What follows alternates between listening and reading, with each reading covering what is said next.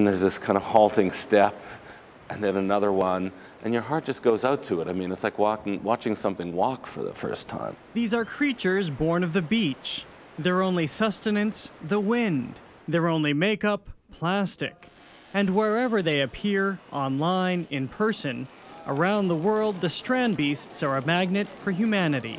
This was something that caused a kind of an empathetic reaction in me. Like I was reacting to these images as if it was a being. Trevor Smith is the curator of Strand Beast at the Peabody Essex Museum, a show corralling the creatures Dutch artist Theo Jansen unleashed on the world 25 years ago. If you think about Theo's work, it's this kind of like the creativity ranges pretty freely between kind of art and science and storytelling.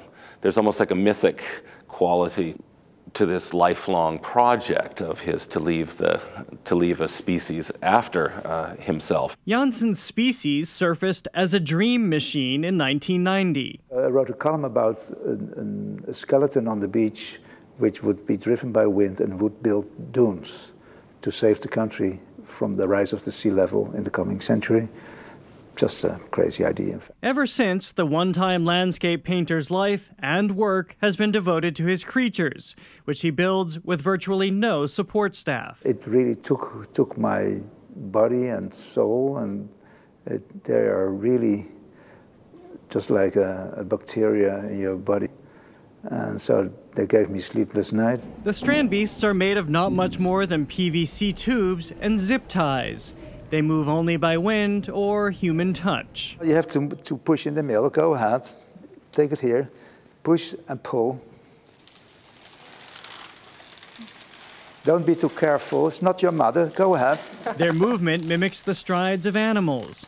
The reason Jansen believes people are so drawn to them. What you see the animals doing is this very long time on the ground, quick through the air to the ground again to give the animal balance.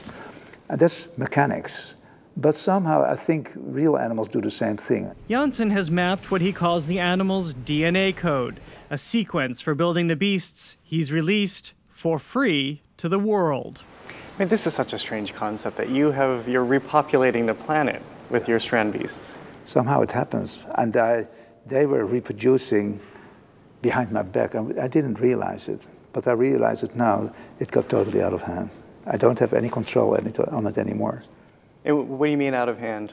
Well, there are students now making mutants, and I must say they walk nice, maybe better than my DNA code.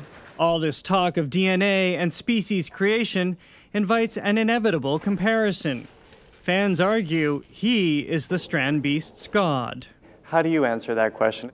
Life itself is already a big miracle to me. I don't need religion to have more miracles. Jansen does relish the idea that the strand beasts will inhabit the planet long after he does, and that in creating a species, he's allowed both the strand beasts and imagination to run wild. You believe in something, but it could also be a fairy tale.